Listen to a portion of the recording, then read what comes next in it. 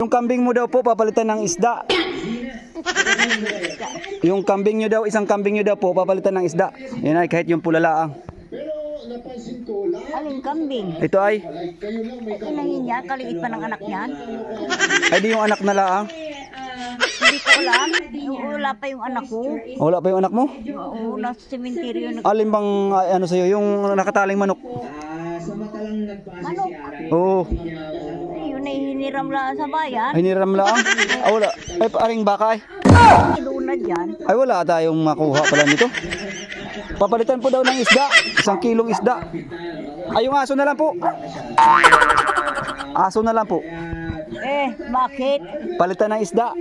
Bakit kailangan mo ang ano ay buntis yan? Abuntis rin yun. Adi mas maganda swerte ko.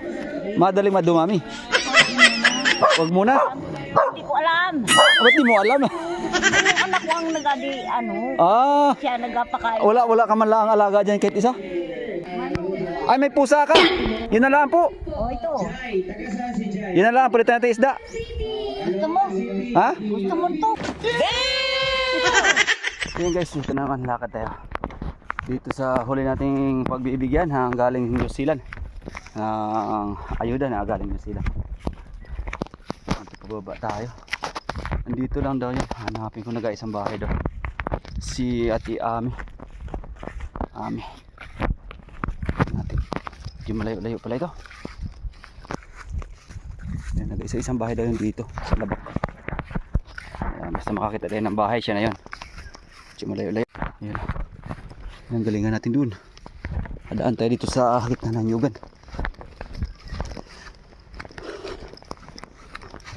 Sana may tao din pag dating natin doon. Mahirap din pag dating natin doon walang tao. Tapos ganito kalayo punta natin.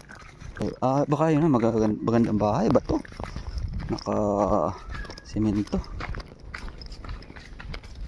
Kahit malayo sa kalsada. Yan pala oh. Tanaw natin, kita na natin. Baka siya na yan at nag-isa-isang bahay daw yan dito eh. Dito ang daan yan. Malayo talaga pero mas malayo yung kanina. Naturo sa akin malayo na sa kabila pa daw. Ami siya siguro to. Wala ibang bahay dito. Ganda pala lugar dito. Ngayon lang ako nakapunta dito. Hindi lang dito. Hindi pala ako natalukan oh.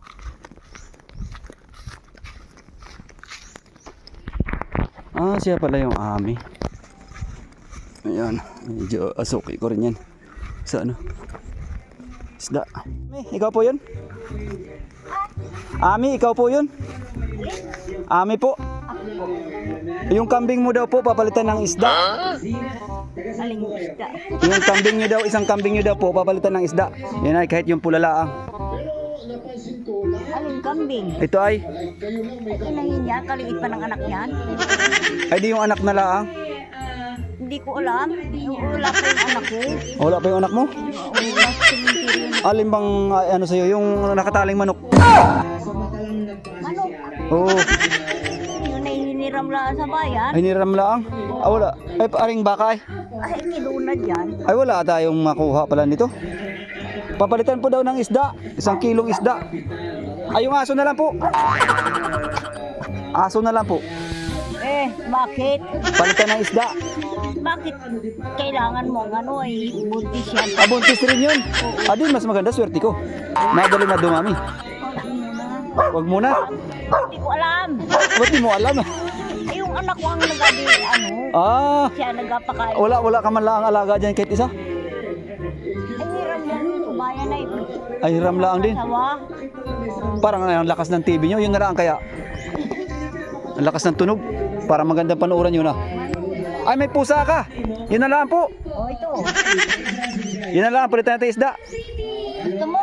Ha? Gusto mo to? Ay hindi po. Ayan natin. Padala po sa inyo. Na-joke ka lang. Ano yan? Padala po sa inyo sa ating sponsor ngayon from New Zealand. Sino? Yan, di ko rin kilala. Basta nagpadala lang sa'yo ng isda. Ikaw si Ami? Oo. Di sa'yo yan po yan. New Zealand? New Zealand po. Mga kababayan natin na taga New Zealand nagbigay ng pang-ulam sa ating mga kababayan dito sa Marinduque. Nag-share ng blessing na natatanggap nila sa araw-araw dun sa ibang bansa. Ayan. Anak ni Rene. Bahala po kung sino yun. Basta taga New Zealand. Salamat ha. Ayan, sige po. Ayan, maraming salamat. Uy, abili ko pusa. Sa dami ng natanong ko, pusa talaga ibabigay mo. Ayan, sige po. Salamat. Ayan, maraming salamat din sa nag-share ng blessing ngayong araw na to. Ayan, taga New Zealand. Ayan. Thank you po sa inyo, ma'am. At sir, ayan, God bless po. Ayan, sa buong pamilya nyo. Ayan, sana marami pa kayong blessing matatanggap araw-araw dyan sa kung saan man kayo ngayon. Ayan, God bless po sa inyo lahat.